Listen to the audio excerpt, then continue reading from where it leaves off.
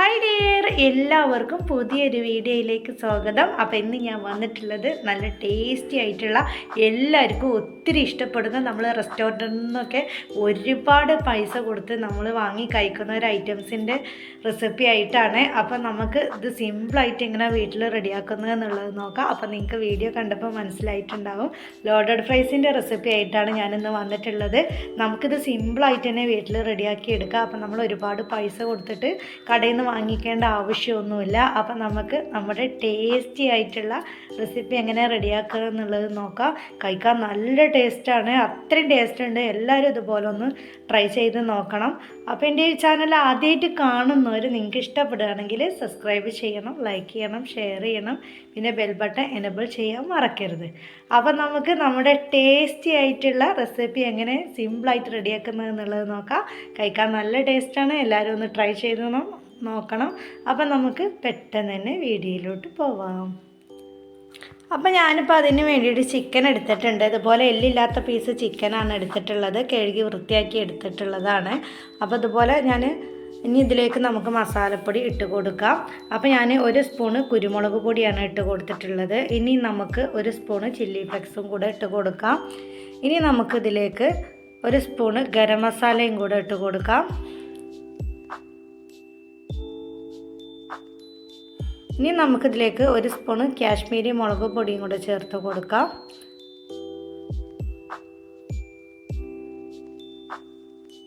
ഇനി നമുക്ക് ആവശ്യത്തിനുള്ള ഉപ്പ് ചേർത്ത് കൊടുക്കാം.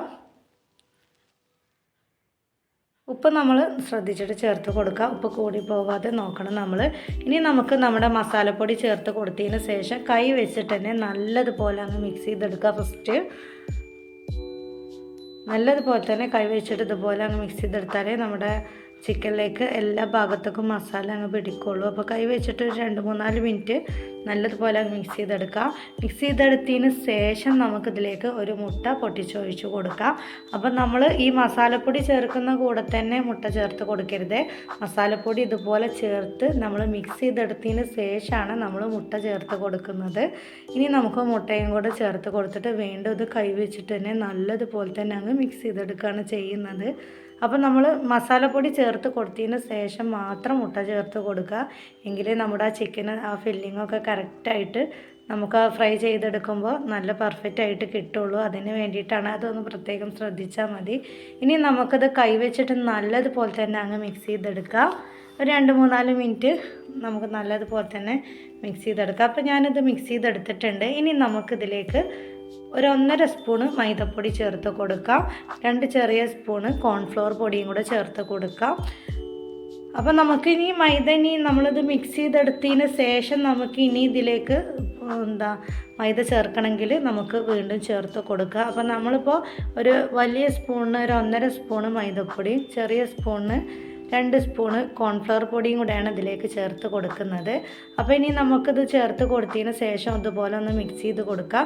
നമ്മളെപ്പോഴും മൈദ കൂടുതലെടുക്കുക, കോൺഫ്ലവർ അതിന് കമ്മിയാക്കിയിട്ട് എടുക്കുക, അതൊന്ന് ശ്രദ്ധിച്ചാൽ മതി. ഇനി നമുക്കത് കൈവച്ചിട്ട് തന്നെ നല്ലതുപോലെ തന്നെ ഇതുപോലെ അങ്ങ് മിക്സ് ചെയ്തെടുക്കാം. അപ്പം നമ്മൾ ഇതുപോലെ മസാലപ്പൊടി എല്ലാം കൂടെ ഒരുമിച്ച് ചേർത്ത് കൊടുക്കരുത്. അപ്പോൾ ഇതുപോലെ ഓരോ ഘട്ടങ്ങളായിട്ട് ചേർത്ത് കൊടുത്താൽ നമുക്ക് നമ്മുടെ ചിക്കന് ഫ്രൈ ചെയ്തെടുക്കുമ്പോൾ നല്ല പെർഫെക്റ്റ് ആയിട്ട് തന്നെ കിട്ടുള്ളൂ. അതിന് വേണ്ടിയിട്ടാണ് നമ്മളിതുപോലെ ചെയ്യുന്നത്. നമ്മൾ മുട്ട ചേർത്ത് കൊടുത്തതിന് ശേഷം നമ്മുടെ മൈദയും കോൺഫ്ലവറും കൂടെ ഇതുപോലെ ചേർത്ത് കൊടുത്തപ്പോൾ ഞാൻ കുറച്ചും കൂടെ മൈദപ്പൊടി ചേർത്ത് കൊടുത്തിട്ടുണ്ട്. നമ്മളിതുപോലെ മിക്സ് ചെയ്തെടുത്തപ്പോൾ കുറച്ച് കുറവാന്ന് തോന്നിയപ്പോൾ ഞാൻ കുറച്ചും കൂടെ മൈദ ചേർത്ത് കൊടുത്തിട്ടുണ്ട്. അപ്പോൾ അത് നിങ്ങൾ മിക്സ് ചെയ്തെടുത്തതിന് നിങ്ങൾക്ക് വേണമെന്നുണ്ടെങ്കിൽ കുറച്ചും കൂടെ മൈദപ്പൊടി ചേർത്ത് കൊടുക്കുക. കോൺഫ്ലോർ എപ്പോഴും മൈദയിലേറെ കുറച്ച് കമ്മിയാക്കിയിട്ട് എടുത്താൽ മതി. ഇപ്പോൾ ഞാൻ ചിക്കനൊക്കെ മസാല പിടിപ്പിച്ചിട്ട് ഇപ്പോൾ ഞാൻ ചിക്കൻ ഫ്രൈ ചെയ്യാൻ വെച്ചിട്ടുണ്ട്. അപ്പോൾ ഞാൻ എണ്ണ ഒഴിക്കുന്ന വീഡിയോ ഒന്നും ഇതിൽ പെട്ടിട്ടില്ല. അപ്പോൾ ഇനി നമുക്കിതുപോലെ ചിക്കൻ ഫ്രൈ ചെയ്തെടുക്കാം. അതുപോലെ നമ്മൾ ഓരോ പീസ് വേറെടുത്തിട്ട് വേണം നമ്മൾ എണ്ണയിലേക്ക് ഇട്ട് കൊടുക്കാൻ, അല്ലെങ്കിൽ ഒന്നായിട്ട് കട്ട പിടിച്ചിട്ടായിരിക്കും ഫ്രൈ ആയിട്ട് വരിക. അപ്പോൾ അതുപോലെ ഓരോ പീസ് ആക്കിയിട്ട് ഇട്ടിട്ട് നമുക്കിനി ഇത് തിരിച്ചും മറിച്ചും ഇട്ടിട്ട് നമുക്കിതങ്ങ് ഫ്രൈ ചെയ്തെടുക്കാം. നമ്മുടെ എല്ലില്ലാത്ത ചിക്കൻ പീസാണല്ലോ എടുത്തിട്ടുള്ളത്, അപ്പോൾ പെട്ടെന്ന് തന്നെ ഇത് ഫ്രൈ ആയിട്ട് വരും, കൂടുതൽ ടൈമിൻ്റെ ആവശ്യമൊന്നുമില്ല. അപ്പോൾ ഞാനിപ്പോൾ ഫ്രഞ്ച് ഫ്രൈസ് ഉണ്ടാക്കിയതിൻ്റെ ആ എണ്ണയിൽ തന്നെയാണ് ഞാൻ നമ്മുടെ ചിക്കനും ഫ്രൈ ചെയ്തെടുക്കുന്നത്. നമുക്ക് അപ്പോൾ ഇനി നമുക്ക് ഈ എണ്ണയിൽ തന്നെ നമുക്ക് നമ്മുടെ ചിക്കനും കൂടെ അങ്ങ് ഫ്രൈ ചെയ്തെടുക്കാം. ഞാൻ പൊട്ടാറ്റോ ഫ്രൈ ചെയ്യുന്നതിൻ്റെ റെസിപ്പി ഞാനിതിലെന്തായാലും കാണിച്ചിട്ടില്ല, അത് ഞാൻ പിന്നീട് റെസിപ്പി ആയിട്ട് ഇടുന്നതാണ്. അപ്പോൾ ഇനി നമുക്ക് നമ്മുടെ ചിക്കൻ നല്ലതുപോലെ തന്നെ അങ്ങ് ഫ്രൈ ചെയ്തെടുക്കാം. പെട്ടെന്ന് തന്നെ റെഡി ആയിട്ട് വരും, കൂടുതൽ ടൈമിൻ്റെ ആവശ്യമൊന്നുമില്ല. കണ്ടില്ലേ, ഞാനിവിടെ നമ്മുടെ പൊട്ടാറ്റോ ഫ്രൈ ചെയ്തെടുത്തിട്ടുള്ള എണ്ണയിൽ തന്നെയാണ് ഞാനിത് ഫ്രൈ ചെയ്തെടുത്തിട്ടുള്ളത്. നല്ല ടേസ്റ്റായിട്ട് തന്നെയാണ് നമ്മൾ പൊട്ടാറ്റോ ഫ്രൈ ചെയ്തെടുത്തിട്ടുള്ളത്. അതിൻ്റെ റെസിപ്പി ഞാൻ പിന്നെ ഒരിക്കലായിട്ട് ഇടാം. അപ്പോൾ ഇനി നമുക്ക് നമ്മുടെ ചിക്കന് നല്ലതുപോലെ തന്നെ അങ്ങ് ഫ്രൈ ചെയ്തെടുക്കുകയാണ് ചെയ്യുന്നത്. 2-3-4 മിനിറ്റ് ഇതുപോലെ അങ്ങ് തിരിച്ചും മറിച്ചോട്ട് കൊടുത്തിട്ട് ഇറക്കിയിട്ട് ഇതുപോലെ അങ്ങ് ഫ്രൈ ചെയ്തെടുക്കാം. നമ്മൾ ഫ്രൈ ചെയ്തെടുക്കുമ്പോൾ നമ്മുടെ ചിക്കന് ബ്രോസ്റ്റിൻ്റെയും ചിക്കൻ ബീറ്റ്സിൻ്റെയൊക്കെ അതിൽ കിട്ടാൻ വേണ്ടിയിട്ടാണ് നമ്മൾ ഇതുപോലെ മസാലപ്പൊടി ചേർത്ത് കൊടുത്തപ്പോൾ ഓരോ ഘട്ടങ്ങളായിട്ട് ഓരോ പൊടികൾ ചേർത്ത് കൊടുത്തത്. അതുപോലെ ചേർത്ത് കൊടുത്താലേ നമുക്കിതുപോലെ ചിക്കൻ ഫ്രൈ ചെയ്തെടുക്കുമ്പോൾ നല്ല പെർഫെക്റ്റ് ആയിട്ട് കിട്ടുള്ളൂ. അപ്പോൾ അതിന് വേണ്ടിയിട്ടാണ് അതുപോലെ ചെയ്യാൻ പറഞ്ഞത്. ഇനി നമുക്ക് ഇത് എണ്ണയിൽ നിന്ന് കോരി മാറ്റാം. അപ്പോൾ നമ്മൾ ഫസ്റ്റ് ഇട്ട് കൊടുത്തിട്ടുള്ള ചിക്കൻ ഇവിടെ ഫ്രൈ ആയി വന്നിട്ടുണ്ട്. ഇനി നമുക്കിത് എണ്ണയിൽ നിന്ന് കോരി മാറ്റി ബാക്കിയുള്ള ചിക്കനും കൂടെ അങ്ങ് ഫ്രൈ ചെയ്തെടുക്കാം. ഇനി നമുക്കിതിലേക്ക് വേണ്ടിയിട്ട് ഒരു സോസ് റെഡിയാക്കുന്നുണ്ട്. അപ്പോൾ നമുക്ക് ഇതുപോലെ ഗ്യാസിൽ ചട്ടി വെച്ച് കൊടുത്തിട്ടുണ്ട്. ചട്ടി ചൂടായിട്ട് വന്നപ്പോൾ ഞാൻ ഇതുപോലെ ഒരു പീസ് ബട്ടറാണ് ഇട്ട് കൊടുത്തിട്ടുള്ളത്. ബട്ടർ ഒന്ന് മെൽറ്റായിട്ട് വരാൻ വേണ്ടിയിട്ട് നമുക്കൊന്ന് വെയിറ്റ് ചെയ്യാം. ഞാനിപ്പോൾ ഇത്രയും പീസ് ബട്ടറാണ് ഇട്ട് കൊടുത്തിട്ടുള്ളത്. നമ്മൾ ബട്ടർ ഒന്ന് മെൽറ്റായിട്ട് വരുമ്പോൾ നമുക്കിതിലേക്ക് 1 സ്പൂൺ മൈദപ്പൊടിയാണ് നമ്മൾ ചേർത്ത് കൊടുക്കുന്നത്.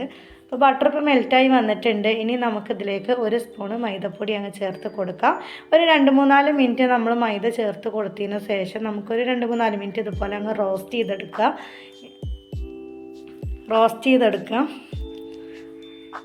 ഇനി നമുക്കിതിലേക്ക് 1 കപ്പ് പാലാണ് ഒഴിച്ച് കൊടുക്കുന്നത്. ഒരു 2-3 മിനിറ്റ് നമ്മുടെ മൈദ ബട്ടറിലൊന്ന് റോസ്റ്റ് ചെയ്തെടുത്തതിന് ശേഷമാണ് നമ്മൾ ഇതുപോലെ നമ്മുടെ പാൽ ഒഴിച്ച് കൊടുത്തിട്ടുള്ളത്.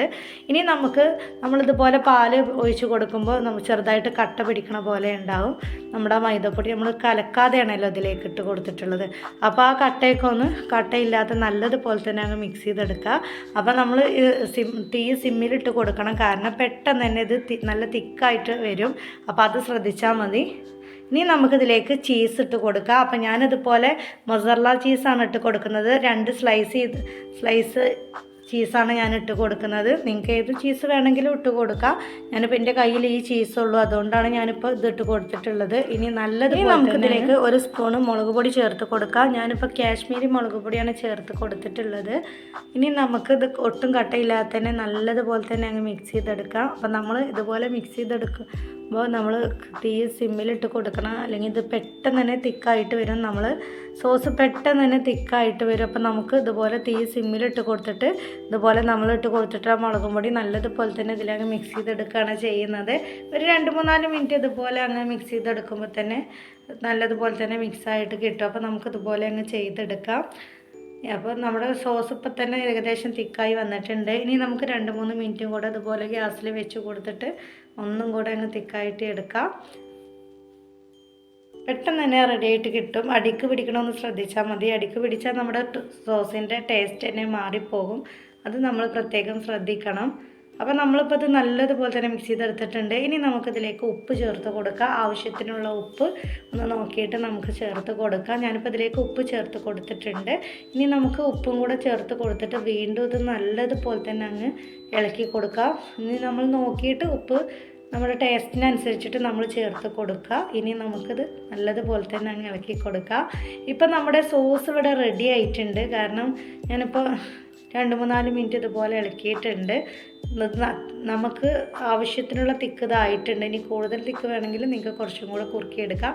ഇപ്പം നമ്മുടെ സോസ് ഇവിടെ നല്ല പെർഫെക്റ്റ് ആയിട്ട് തന്നെ കിട്ടിയിട്ടുണ്ട്. ഇനി നമുക്ക് ഗ്യാസ് ഓഫ് ചെയ്യാം. ഗ്യാസ് ഓഫ് ചെയ്തെടുത്താലും നമ്മൾ 2-3-4 മിനിറ്റ് ഇതുപോലെ ഇളക്കി കൊടുക്കണം, അല്ലെങ്കിൽ നമ്മൾ വേറെ പാത്രത്തിലേക്ക് മാറ്റിയെടുത്താലും മതി. നമ്മൾ ഈ ചട്ടിയിൽ തന്നെ വെക്കുകയാണെങ്കിൽ ഗ്യാസ് ഓഫ് ചെയ്താൽ 2-3 മിനിറ്റ് ഇതുപോലെ അങ്ങ് ഇളക്കി കൊടുക്കാം. അപ്പോൾ ഇനി ഞാൻ നമ്മുടെ ലോഡഡ് ഫ്രൈസ് ഇതിലാണ് സെറ്റ് ചെയ്യുന്നത്. അപ്പം നമുക്കിതെങ്ങനെ സെറ്റ് ചെയ്യുന്നത് എന്നുള്ളത് നോക്കാം. അപ്പോൾ ഞാൻ ഇതുപോലെ ഒരു ഗ്ലാസിൻ്റെ ബൗളാണ് എടുത്തിട്ടുള്ളത്. അപ്പം നമുക്ക് ഫസ്റ്റ് തന്നെ ഇതിലേക്ക് നമ്മുടെ ഉരുളൻകിഴങ്ങ് ഫ്രൈ ചെയ്ത് ഇതിലേക്ക് ഇട്ട് കൊടുക്കാം. അടിയിൽ മുഴുവനായിട്ടും നമ്മൾ ഫ്രൈ ചെയ്തെടുത്തിട്ടുള്ള ഉരുളൻകിഴങ്ങ് മുഴുവനായിട്ടും ഇതുപോലെ ചേർത്ത് കൊടുക്കുകയാണ്. നമ്മൾ വീട്ടിൽ നമുക്ക് സിമ്പിളായിട്ട് ഇതുപോലെ ഫ്രൈ ചെയ്തെടുക്കാം. നല്ല ക്രിസ്പി ആയിട്ട് തന്നെ കിട്ടും. അപ്പോൾ അത് അതിൻ്റെ റെസിപ്പി ഞാൻ പിന്നീട് ഇടാം. അപ്പം നമ്മൾ ഫ്രൈ ചെയ്തെടുത്തിട്ടുള്ള ഉരുളൻകിഴങ്ങ് മുഴുവനായിട്ട് ഇതുപോലെ അടിയിലിട്ട് കൊടുത്തിട്ടുണ്ട്. ഇനി നമുക്ക് ഇതിൻ്റെ മുകളിലൂടെ നമ്മൾ റെഡിയാക്കി വെച്ചിട്ടുള്ള ആ സോസ് നമുക്കിതിലേക്ക് ചേർത്ത് കൊടുക്കാം. അപ്പം നമുക്ക് സോസിൻ്റെ പകുതി നമ്മൾ ഇതിലേക്ക് ചേർത്ത് കൊടുത്തിട്ടുണ്ട്. ഇനി നമുക്ക് ഇതിൻ്റെ മുകളിൽ നമ്മൾ ഫ്രൈ ചെയ്തെടുത്തിട്ടുള്ള നമ്മുടെ ആ ചിക്കന് ഇതുപോലെ ഇട്ട് കൊടുക്കാം. നല്ല പെർഫെക്റ്റ് ആയിട്ട് തന്നെ നമ്മുടെ ചിക്കൻ്റെ കോട്ടിങ്ങൊക്കെ ഇതുപോലെ കിട്ടിയിട്ടുണ്ട്. അപ്പോൾ ഇനി നമുക്ക് നമ്മൾ ഇതുപോലെ ഫ്രൈ ചെയ്തെടുത്തിട്ടുള്ള ചിക്കന് മുഴുവനായിട്ടും ഇതിൽ ഫുള്ളായിട്ടും ഇതുപോലെ ഒരേ ലെവലിൽ നമുക്കങ്ങ് ഇട്ട് കൊടുക്കാം.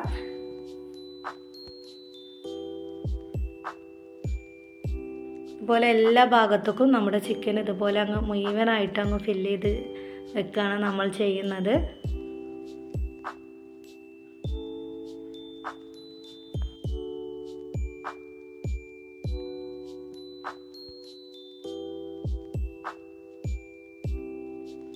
അപ്പം നമ്മുടെ ചിക്കൻ പീസ് മുഴുവനായിട്ടും ഇതുപോലെ ഇതിൻ്റെ മുകളിൽ മുഴുവനായിട്ട് ഫില്ല് ചെയ്തിട്ട് കൊടുത്തിട്ടുണ്ട്. ഇനി നമുക്ക് ഇതിൻ്റെ മുകളിൽ നമ്മൾ നേരത്തെ മാറ്റി വെച്ചിട്ടുള്ള നമ്മുടെ ആ സോസിൻ്റെ ബാക്കിയും കൂടെ ഇതിലേക്ക് ചേർത്ത് കൊടുക്കാം. ഞാൻ നേരത്തെ പകുതി സോസേ ചേർത്ത് കൊടുത്തിട്ടുള്ളൂ.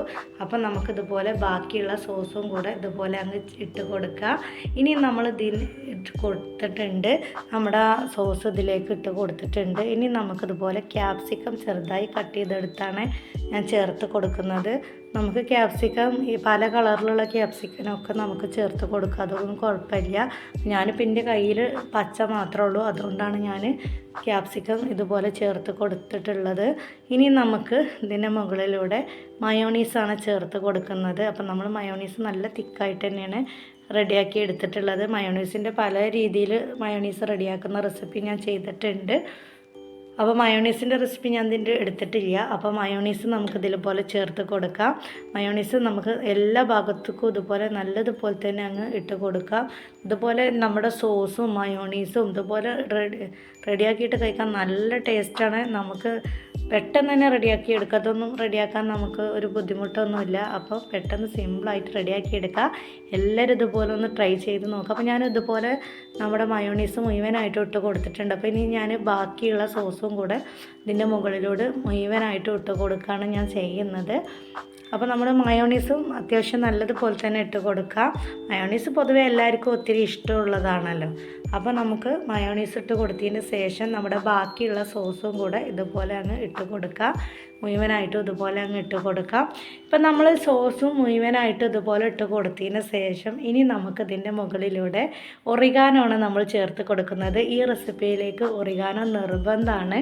അപ്പോൾ നിങ്ങൾ ഇത് റെഡിയാക്കുമ്പോൾ ഒറിഗാനോ കൂടെ ചേർത്ത് കൊടുക്കുക, എങ്കിലേ അതിൻ്റെ പെർഫെക്റ്റ് ആയിട്ടുള്ള ടേസ്റ്റ് നമുക്ക് കിട്ടുള്ളൂ. അത്യാവശ്യം ഇതിൻ്റെ മുകളിലൂടെ നമുക്ക് ഒറിഗാനോ കൂടെ ചേർത്ത് കൊടുക്കാം. അപ്പം നമ്മുടെ ലോഡഡ് ഫ്രൈസ് ഇവിടെ റെഡി ആയിട്ടുണ്ട്. ഇത്രയേ ഉള്ളൂ. നമ്മൾക്ക് സിമ്പിളായിട്ട് വീട്ടിൽ റെഡിയാക്കി എടുക്കാം. കാരണം നമ്മൾ ഹോട്ടലിൽ നിന്നൊക്കെ ഇത് വാങ്ങിയിട്ട് കഴിക്കുമ്പോൾ ഒരുപാട് പൈസ നമുക്ക് ആവുന്നുണ്ട്. അപ്പോൾ കുറച്ച് ചിക്കനൊക്കെ വീട്ടിലുണ്ടെങ്കിൽ നമുക്ക് സിമ്പിളായിട്ട് തന്നെ റെഡിയാക്കി എടുക്കാം. അപ്പോൾ ഞാനിപ്പോൾ ഇത് സെറ്റൊക്കെ ചെയ്ത് റെഡി ആയിട്ടുണ്ട്. അപ്പോൾ ഇനി നമുക്കിതൊന്ന് കഴിച്ച് നോക്കാം. കഴിക്കാൻ നല്ല ടേസ്റ്റാണ്. അപ്പോൾ ഇത്രയേ ഉള്ളൂ നമ്മുടെ ഇന്നത്തെ റെസിപ്പി. വീഡിയോ ഇഷ്ടപ്പെട്ടാൽ ലൈക്ക് ചെയ്യാൻ മറക്കരുത്. അപ്പോൾ ഇൻഷാ അല്ലാഹ് ഞാൻ വേറൊരു വീഡിയോസായിട്ട് വീണ്ടും വരാം. Thank you for watching.